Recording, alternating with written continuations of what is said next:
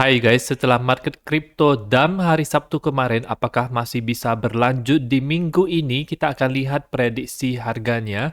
Akan ada technical analysis Bitcoin, Ethereum, dan Bitcoin dominance. Beberapa berita seperti Crypto.com Hong Kong, analisa Bitcoin jangka panjang, dan juga kasus Ripple dan SEC yang mungkin akan ada deadline Juni 13 besok dan beberapa event di minggu ini. Nama saya Kelvin dan saya menyajikan informasi seputar fundamental, technical, dan on-chain analysis.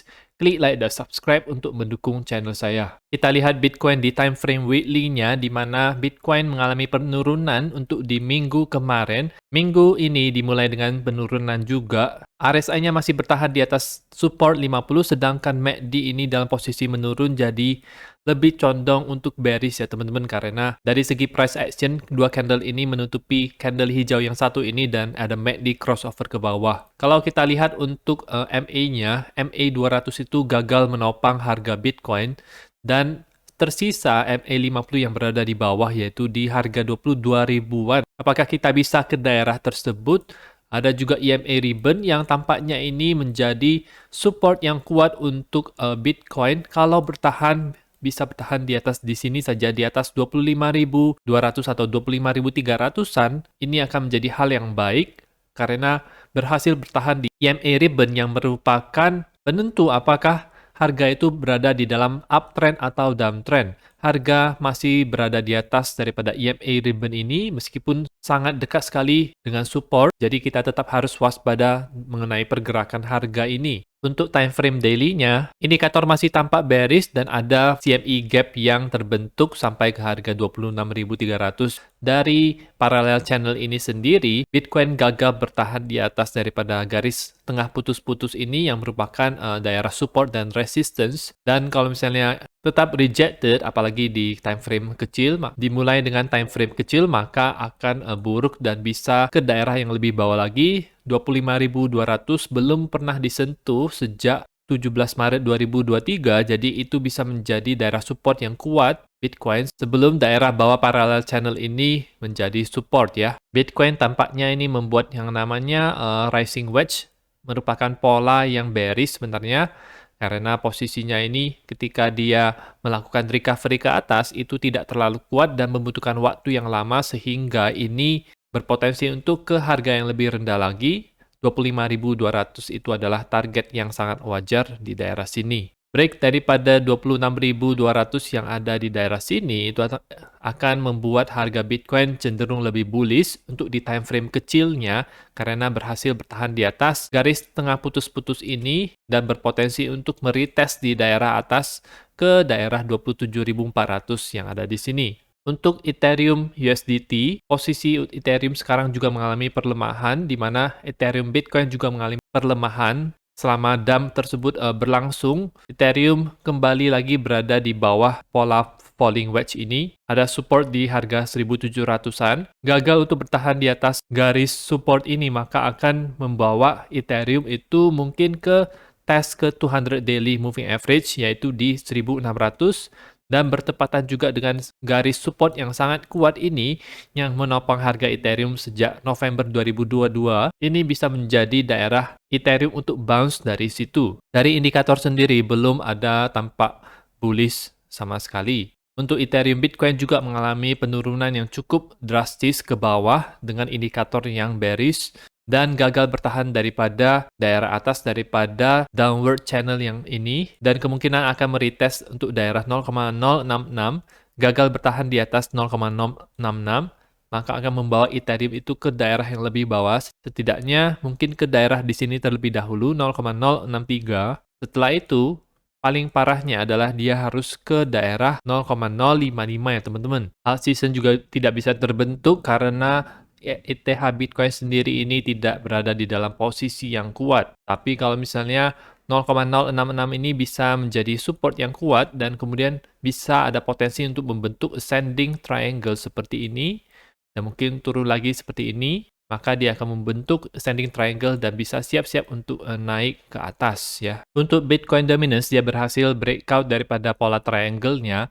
Ada bearish divergence yang terbentuk di sini. Jadi ketika dia naik seperti ini, Ya, ada bearish divergence yang jelas yang ada di sini menunjukkan perlemahan ketika Bitcoin dominance naik ke atas dan potensi MACD untuk melakukan bullish crossover ke atas, tetapi ini belum terjadi. Kita akan lihat perkembangan selanjutnya.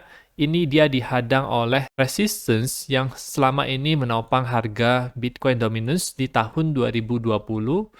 Jadi ada di sini, kebanyakan di tahun 2020 dan di tahun 2021 juga. Meskipun di tahun 2021 sempat tembus, tapi daerah ini adalah daerah yang cukup penting, garis warna biru tebal ini, dan baru sekarang-sekarang ini disentuh lagi oleh harga Bitcoin dominance. Kita akan melihat apakah daerah resistance ini itu bisa menjadi daerah resistance yang kuat atau tidak. Breakout daripada 49,65% itu akan membuat Bitcoin akan jauh mendominasi untuk Ethereum dan altcoin yang lainnya. Crackdown yang dilakukan Amerika terhadap exchange di Amerika itu membuat banyak customer yang melakukan withdrawal dan sudah ada sebanyak 4 miliar dolar di exchange Binance dan Coinbase. Tetapi meskipun ada sebanyak itu withdrawal yang terjadi, mereka tetap bisa memproses setiap transaksi seperti biasanya. Robinhood juga melakukan delisting kepada koin-koin yang dianggap sebagai sekuritas oleh SEC seperti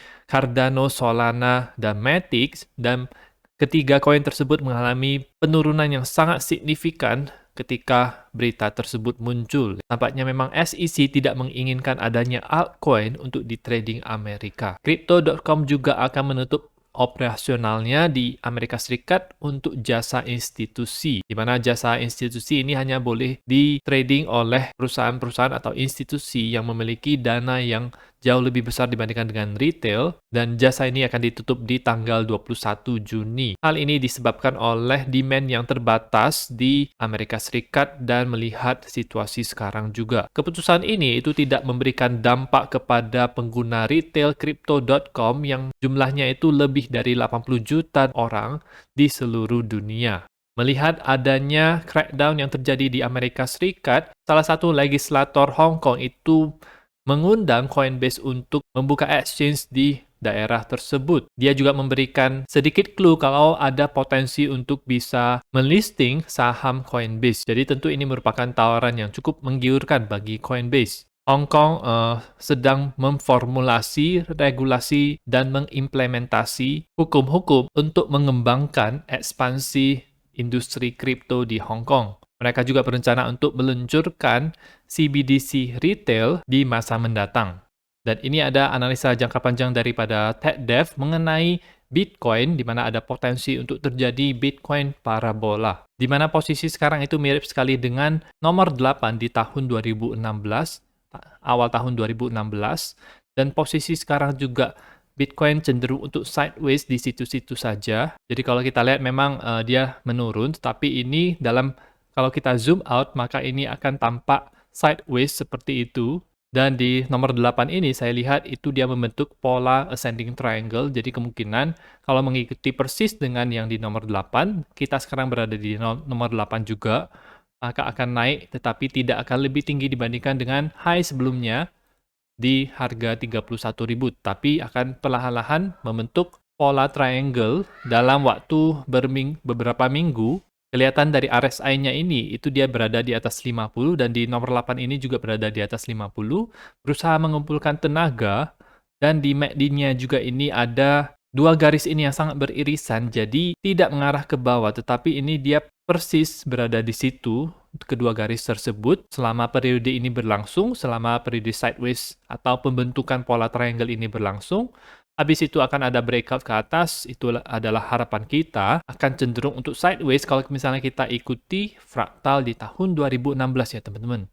Dan tentu saja ada berita besar mengenai Ripple dan SEC, ada deadline besok mengenai dokumen yang harus SEC berikan kepada pengadilan. SEC telah menghilangkan officer mereka William Hinman, biografinya itu ditarik dari website sebelumnya, dan besok SEC harus memberikan kopian atau dokumen yang tidak pernah diedit sebelumnya mengenai email-email Hinman, yaitu officer SEC sebelumnya. Di mana Hinman ini, di website SEC sendiri, biografi Hinman hanya menginclude nama, foto, dan tugas dia sebelumnya di Direktur Divisi Finance Corporation dari 2017 sampai 2020.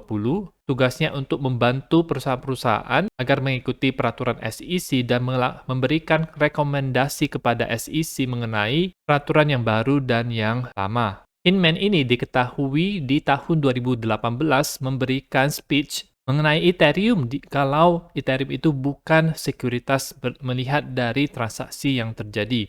Dan melihat XRP didistribusikan dengan cara yang sama seperti ETH, Ripple dan kritikus SEC telah lama menyatakan kalau SEC lebih condong mendukung Ethereum dibandingkan dengan XRP. Ripple juga di tahun 2022 bulan Oktober itu berhasil mengamankan dokumen speech Hinman yang merupakan kemenangan besar, tetapi ini tetap disimpan sebagai hal yang konfidensial atau bersifat rahasia. Dan menurut Charles Hoskinson, kemungkinan ini bisa selesai di bulan Juni ya teman-teman. CEO Ripple sendiri, Brad Garlinghouse, mengatakan bulan lalu dia expect kalau summary-nya itu akan diberikan dalam 3-6 minggu. Jadi bertepatan dengan waktu-waktu sekarang ya teman-teman. Kita akan lihat update berita untuk besok bagaimana perkembangan XRP dan SEC selanjutnya. Menurut saya ini berada di tangan Ripple karena dari Hinman sendiri dia mengatakan kalau Ether bukan sekuritas, XRP juga bukan merupakan sekuritas. Di laporan Gary Gensler sebelumnya juga tidak disebutkan mengenai XRP. Yang diomongin itu adalah yang koin-koin lain. Jadi kalau misalnya di hasil pengadilan ini disebutkan Ripple bukanlah sekuritas, maka ada ketidakkonsistenan antara laporan crackdown kemarin dibandingkan dengan yang akan muncul kemudian. Kalau hasilnya itu Ripple adalah sekuritas, maka Gary Gensler bisa dengan kuat memasukkannya itu ke dalam dokumen tersebut. Saya yakin Ripple XRP memenangkan pengadilan ini. Dan akan ada beberapa berita yang bisa memberikan volatilitas kepada harga Bitcoin seperti besok, hari Selasa, akan ada berita CPI, inflasi seperti biasa, berita PPI di hari Rabu, dan di hari Kamis akan ada FOMC meeting mengenai kenaikan suku bunga selanjutnya. Itu saja untuk informasi pada video kali ini. Semoga bermanfaat. Teman-teman bisa dukung channel saya dengan mengklik like dan subscribe dan nantikan video saya selanjutnya.